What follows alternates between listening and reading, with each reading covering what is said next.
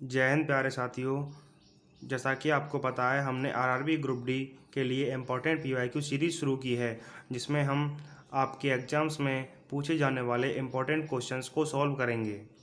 तो शुरू करते हैं। पहला क्वेश्चन, एक वस्तु को एक ऊंचाई से गिराया जाता है यदि यह 3 सेकंड के लिए गिरती है और g बराबर 10 मीटर पर सेकंड स्क्वायर है, तो इसका अंतिम वेग क्या होगा। तो इसमें पूछा क्या गया है, अंतिम वेग। तो यहाँ पर हम गति का पहला समीकरण यूज़ करेंगे।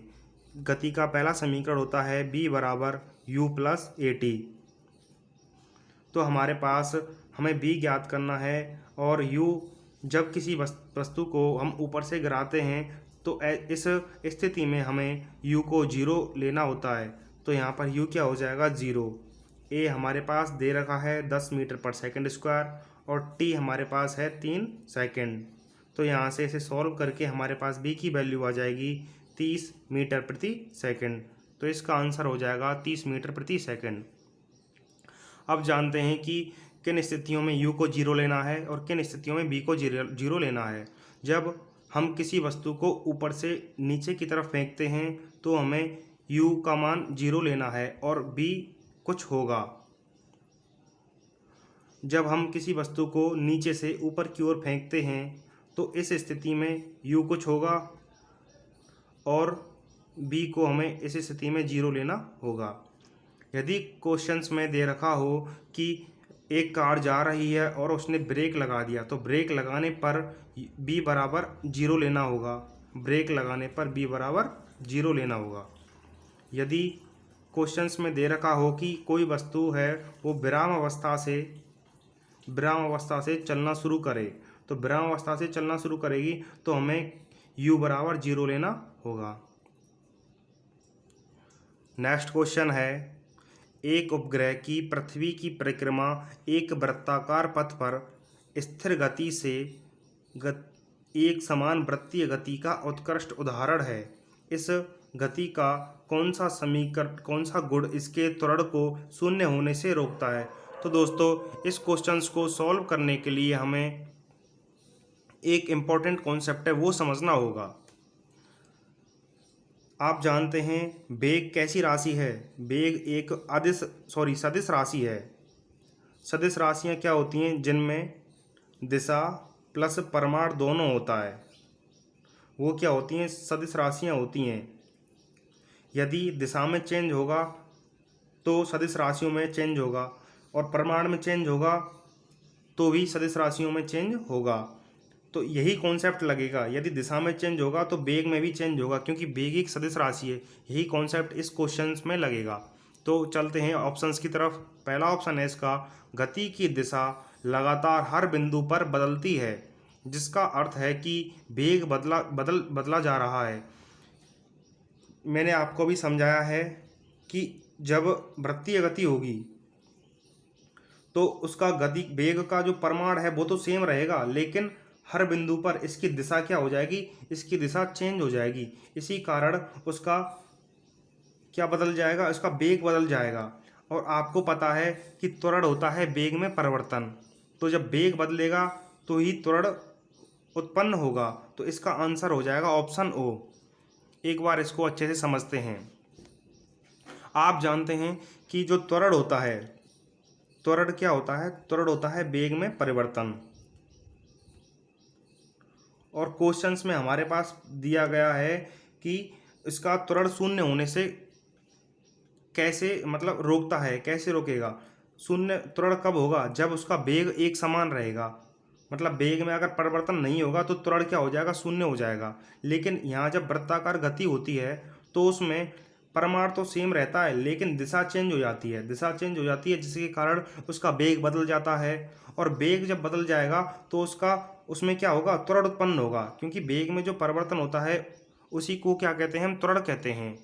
तो इसका ऑप्शन सही हो जाएगा, ऑप्शन हमारा ए। नेक्स्ट क्वेश्चन है, क्लोरीन का भिन्नात्मक परमाणु द्रव्यमान किसके कारण होता है। तो जो क्लोरीन का जो परमाणु द्रव्यमान होता है भिन्न भिन्न, वो समस्थानिकों की उपस्थिति के कारण होता है। तो इसका आंसर हो जाएगा ऑप्शन नंबर ए। इसको समझते हैं। जो क्लोरीन होता है उसके दो समस्थानिक होते हैं। पहला समस्थानिक 17 क्लोरीन 35, दूसरा समस्थानिक 17 क्लोरीन 37। ये जो 35 होता है ये 75% होता है मात्रा में, और ये जो 17 क्लोरीन 37 होता है ये 25% होता है। यदि हमें क्लोरीन का परमाणु द्रव्यमान निकालना होता है तो हम इनके जो भारित औसत है उसको निकालते हैं, तो हमारे पास क्लोरीन का परमाणु द्रव्यमान आ जाएगा 35.5 AMU। अब जानते हैं समस्थानिक और समभारिक के बारे में कि ये क्या होते हैं। तो दोस्तों आपको याद रखना है समभारिक मतलब भार जिसका क्या हो, समान हो, यानी परमाणु द्रव्यमान समान और परमाणु संख्या अलग अलग। आपको याद कैसे रखना है, समभारिक मतलब जिसमें भार समान हो और जो परमाणु संख्या है वो अलग अलग हो। इसका अपोजिट क्या हो जाएगा, समस्थानिक। समस्थानिक जिसका भार अलग अलग हो और परमाणु संख्या समान हो। अब चलते हैं नेक्स्ट क्वेश्चन की ओर। नेक्स्ट क्वेश्चन है, अस्थमा मुख्य रूप से श्वसन प्रणाली के किस भाग को प्रभावित करता है। तो जो अस्थमा होता है वो एक बीमारी है जो कि हमारे श्वास नली के ब्रोंकी और ब्रोंकियोल्स यानी श्वसनी और श्वसनिका इनको प्रभावित करता है। अब पढ़ते हैं वायुनलिका यानी ट्रैकिया के विभाजन के बारे में। तो जो इसका वायुनलिका का प्रथम विभाजन होता है उसे हम क्या बोलते हैं, उसे बोलते हैं हम ब्रोंकी मतलब श्वसनी, और जो द्वितीय विभाजन होता है उसे बोलते हैं ब्रोंकियोल्स यानी श्वसनिका या वायुकोष्ठ, और जो तीसरा विभाजन होता है उसे हम एल्वियोली यानी कुपिकाएँ बोलते हैं। दोस्तों ये कुपिकाएँ गुब्बारे नुमा यानी अंगूर के छल्ले जैसी संरचनाएं होती हैं। और आपको एक इम्पॉर्टेंट चीज़ याद रखनी है, जो ट्रैकिया यानी श्वास नली होती है इसमें उपास्थि के छल्ले पाए जाते हैं, उपास्थि के छल्ले पाए जाते हैं सी आकार के, जो कि माइलिन कार्टिलेज के बने होते हैं। ये आपको याद रखना है, ये आपके एग्जाम्स में कई बार पूछा जा चुका है कि सी आकार के छल्ले कहाँ पर पाए जाते हैं। तो ये हमारी श्वास नली में पाए जाते हैं और किसके बने होते हैं, माइलिन कार्टिलेज के बने होते हैं। नेक्स्ट क्वेश्चन है, अंडे का उत्पादन करने के लिए किन कुक्कुट पक्षियों को पाला जाता है। तो दोस्तों आपको याद रखना है, कुक्कुट दो प्रकार की होती हैं। पहली होती है ब्रॉयलर और दूसरी होती है लेयर। तो दोस्तों जो लेयर होती हैं उनको अंडों के लिए पाला जाता है, और जो ब्रॉयलर होती हैं उनको चिकन के लिए पाला जाता है। तो इसमें पूछा गया है अंडे उत्पादन के लिए, तो इसका आंसर हो जाएगा लेयर्स। जो लेयर्स होती हैं उनसे ही अंडों का उत्पादन किया जाता है। और ऑप्शंस को देखते हैं तो दोस्तों कॉमन कार्प, ये कॉमन कार्प क्या होती है, ये एक मछली होती है, एक मछली की प्रजाति है कॉमन कार्प। और मिल्च ये क्या होती है, तो दोस्तों ये गाय और भैंस जैसी एक प्रजाति है जिसे दुग्ध उत्पादन के लिए पाला जाता है।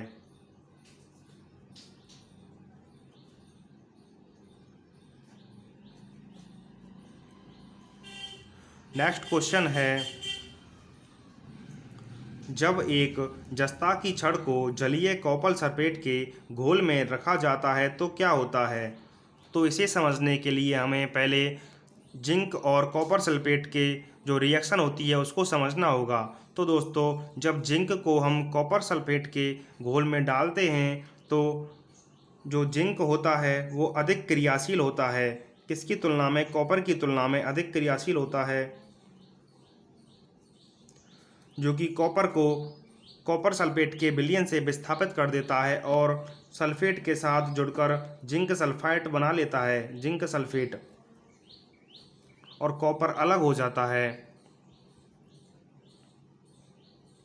जो ये कॉपर सल्फेट का जो घोल होता है वो क्या होता है, थोड़ा नीले रंग का हो जाता है, लेकिन जब इसमें से कॉपर हट जाता है तो इसका रंग फीका पड़ जाता है। तो इसका ऑप्शन हो जाएगा कॉपर सल्फेट के घोल का जो नीला रंग होता है वो फीका पड़ जाता है। ये इसका ऑप्शन हो जाएगा ऑप्शन नंबर ए। ये कॉपर सल्फेट का जो घोल होता है वो कैसे रंग का होता है, नीले रंग का होता है। जब इसमें से कॉपर हट जाएगा तो कैसा पड़ जाएगा, वो फीका पड़ जाएगा, क्योंकि जो ZnSO4 होता है वो कैसा होता है, रंगहीन होता है। ये आपको याद रखना है। अब नेक्स्ट क्वेश्चन है, खुली जगह में एक धातु की प्लेट में नेफ्थलीन की गेंद जलाने पर क्या होता है? तो इसे समझने के लिए हमें एक कॉन्सेप्ट समझना होगा। संतृप्त और असंतृप्त हाइड्रोकार्बन जब इन्हें जलाते हैं तो कैसी ज्वाला निकलती है, ये कॉन्सेप्ट हमें समझना होगा। इसी के थ्रू हमारा क्वेश्चन सॉल्व होगा। तो जो दोस्तों संतृप्त हाइड्रोकार्बन होते हैं, उन्हें जब पर्याप्त ऑक्सीजन में जलाया जाता है तो वो स्वच्छ नीली ज्वाला के साथ जलते हैं। जब ऑक्सीजन की मात्रा कम होती है तो वो पीली ज्वाला के साथ जलते हैं और उनमें काला धुआं भी निकलता है। इसके अलावा जब हम असंतृप्त हाइड्रोकार्बन को जलाते हैं तो दोस्तों पीली धुआं वाली ज्वाला निकलती है और काले के युक्त जमाव भी होता है। तो जो नेफ्थलीन है वो क्या है? वो एक असंतृप्त हाइड्रोकार्बन है। अब हम हमारे क्वेश्चंस की ओर चलते हैं। तो क्वेश्चन में पूछा गया है कि एक धातु की प्लेट में नेफ्थलीन की गेंद को जलाने पर क्या होता है? तो दोस्तों इसका पहला ऑप्शन है, यह धातु की प्लेट पर कोई जमाव किए बिना पीली लौ के साथ जलता है, तो यह ऑप्शन गलत हो जाएगा। दूसरा ऑप्शन है, यह धातु की प्लेट पर काले काले जमाव के साथ पीली लौ के साथ जलता है, तो यह ऑप्शन हमारा सही होगा, क्योंकि जो नेफ्थलीन है वो क्या है? असंतृप्त हाइड्रोकार्बन है। और हमने पढ़ा है कि असंतृप्त हाइड्रोकार्बनों को जलाने पर काले काले के साथ और पीली लौ के साथ जलती हैं। अब चलते हैं नेक्स्ट क्वेश्चन की तरफ। तो क्वेश्चन है, एक उखड़े हुए पौधे को धूप में छोड़ दिया गया। कुछ घंटों बाद पौधा मुरझाया हुआ और कमज़ोर दिखने लगा। इसका सबसे संभावित कारण क्या हो सकता है? तो इसका पहला ऑप्शन है, जाइलम के माध्यम से जल का संवहन अवरुद्ध हो गया था। तो दोस्तों यही हमारा सही ऑप्शन होगा, क्योंकि जब पौधे को उखाड़ देंगे तो जो जाइलम है वो कार्य करना बंद कर देगा, जिसके माध्यम से जल का संवहन अवरुद्ध हो जाएगा। दोस्तों जो जाइलम और जो फ्लोएम होते हैं वो क्या होते हैं? एक दोनों ही संवहनी ऊतक होते हैं। इन्हीं के माध्यम से जल और खनिज लवणों और भोजन का आदान प्रदान होता है। जब हम पौधे को उखाड़ देते हैं तो ये दोनों ऊतक कार्य करना बंद कर देते हैं। जाइलम से होता है जल का परिवहन और जो फ्लोएम होता है उससे होता है भोजन का परिवहन। आपको याद कैसे रखना है? जाइलम मतलब जा मतलब जल और खनिज लवण, फ्लोएम मतलब फा मतलब फूड यानी भोजन। तो आपको ये याद रखने हैं। नेक्स्ट क्वेश्चन है, निम्न में से कौन सा गैस पर दबाव बढ़ाने का परिणाम है? तो इसके लिए हमको एक कॉन्सेप्ट समझना होगा, गैस, द्रव और ठोसों का। दोस्तों जब गैस पर हम दबाव डालते हैं यानी दाब डालते हैं तो उसके जो अणु हैं दूर दूर होते हैं, तो दबाव डालने पर पास पास आ जाते हैं, जिसके कारण वो गैस में परिवर्तित हो जाता है। और जब हम गैस के अणुओं पर दबाव डालते हैं तो उसके अणु और पास आ जाते हैं, जिसके कारण वो ठोस में परिवर्तित हो जाता है। अर्थात जो गैस के अणु थे उनके मध्य जो अंतर आणविक स्थान था यानी अंतरकण स्थान था, वो क्या हो जाएगा? दबाव डालने पर कम हो जाएगा, यानी वो गैस में बदल जाएगा। तो इसके ऑप्शंस की तरफ चलते हैं। तो ऑप्शन है, अंतरकण स्थान में वृद्धि होगी, नहीं। गैस का बाष्पीकरण होगा, नहीं। गति ऊर्जा में वृद्धि होगी, ये भी ऑप्शन गलत होगा। यह ऑप्शन होगा अंतरकण स्थान में कमी। तो गैसों पर दबाव डालने पर क्या होगा? उनके अंतरकण स्थान में क्या हो जाएगी? कमी हो जाएगी। दोस्तों इसको एक एग्जाम्पल से समझते हैं। जो एलपीजी सिलेंडर होते हैं उनमें जो गैस होती है उसे हाई प्रेशर पर भरा जाता है, जिसके कारण वो किस में परिवर्तित हो जाती है? द्रव में परिवर्तित हो जाती है। ये इसका सबसे अच्छा एग्जाम्पल है। अब पढ़ते हैं दोस्तों हम ठोस, द्रव और गैसों के सामान्य गुण। यहाँ से आपके एग्जाम्स में ज़रूर एक ना एक क्वेश्चन पूछने को मिलता ही है। तो समझते हैं पहले गतिज ऊर्जा। गतिज ऊर्जा सबसे अधिक गैसों की होती है, उसके बाद द्रव की, फिर उसके बाद ठोस की। अब बात करते हैं घनत्व की। तो घनत्व सबसे अधिक होता है ठोसों का, उसके बाद होता है द्रव का और उस सबसे कम होता है गैस का। उसके बाद अंतर आणविक आकर्षण बल। तो अंतर आणविक आकर्षण बल सबसे अधिक ठोस का होता है, उससे कम द्रव का होता है और सबसे कम गैसों का होता है। इसके बाद पढ़ते हैं हम अंतर आणविक स्थान। तो अंतर आणविक स्थान सबसे अधिक गैसों में होता है, उससे कम होता है द्रव में और सबसे कम ठोसों में होता है। इसके बाद बात करते हैं प्रत्यास्थता और कठोरता की। तो प्रत्यास्थता और कठोरता ठोस में सबसे अधिक होती है, द्रव में उससे कम और सबसे कम गैसों की होती है। विसरण, विसरण का अर्थ होता है फैलना। तो सर्वाधिक जो विसरण होता है वो गैसों का होता है, उससे कम द्रव का और सबसे कम ठोसों का होता है। अब चलते हैं नेक्स्ट क्वेश्चन की तरफ। तो नेक्स्ट क्वेश्चन है, निम्न में से कौन सा रासायनिक ऊर्जा को ऊष्मा ऊर्जा में बदलने का सबसे अच्छा उदाहरण है। तो हम इसके ऑप्शन की तरफ चलते हैं। पहला ऑप्शन है, एक बैटरी एक बल्ब को जला रही है। तो इसमें जो बैटरी है, अब समझते हैं इस ऑप्शन को, ये बहुत ही इम्पोर्टेंट है दोस्तों। पिछली बार जो 2025 का एग्ज़ाम हुआ था उसमें ये पूछा गया था, मात्र 10% ही स्टूडेंट्स ने इस क्वेश्चन का सही आंसर दिया था। तो इसको अच्छी तरह समझते हैं हम। जो बैटरी होती है वो बैटरी में होती है रासायनिक ऊर्जा, और जब रासायनिक ऊर्जा विद्युत ऊर्जा में बदलती है पहले, उसके बाद जब बल्ब जलता है तो वो प्रकाश ऊर्जा और ऊष्मा ऊर्जा में परिवर्तित हो जाती है। तो हमारे पास पूछा गया है कि ऊष्मा ऊर्जा उस रासायनिक ऊर्जा को ऊष्मा ऊर्जा में बदलने का सबसे अच्छा उदाहरण है। तो ये ऑप्शन गलत हो जाएगा, क्योंकि यहाँ पे रासायनिक ऊर्जा प्रकाश और ऊष्मा ऊर्जा में बाद में बदल रही है, पहले विद्युत ऊर्जा में परिवर्तित हो रही है। तो ये ऑप्शन हमारा गलत हो जाएगा। दूसरा ऑप्शन है, बिजली के चलने वाला मोटर। तो दोस्तों जो बिजली से मोटर चलता है उसमें विद्युत ऊर्जा किस में बदलती है, विद्युत ऊर्जा यांत्रिक ऊर्जा में बदलती है। तो ये भी ऑप्शन हमारा गलत हो जाएगा। तीसरा ऑप्शन है, सौर कुकर में खाना गर्म करना। तो सौर कुकर में पहले जो प्रकाश ऊर्जा होती है वो किस में बदलती है, वो ऊष्मा ऊर्जा में बदलती है। तो ये भी ऑप्शन हमारा गलत हो जाएगा। अंतिम ऑप्शन है, लकड़ी का जलना। तो समझते हैं इसको। जो लकड़ी होती है उसमें सेलुलोज और लिग्निन के रूप में रासायनिक ऊर्जा संग्रहित होती है। जब उसको जलाते हैं तो जो रासायनिक ऊर्जा होती है वो किसमें, ऊष्मा ऊर्जा में परिवर्तित हो जाती है। तो यही हमारा सही ऑप्शन होगा। तो इसका आंसर हो जाएगा ऑप्शन डी, लकड़ी का जलना। इसी से रासायनिक ऊर्जा किसमें, ऊष्मा ऊर्जा में परिवर्तित हो रही है। अब कुछ इम्पोर्टेंट जो जो ऊर्जा के परिवर्तन के स्वरूप हैं उनको जान लेते हैं।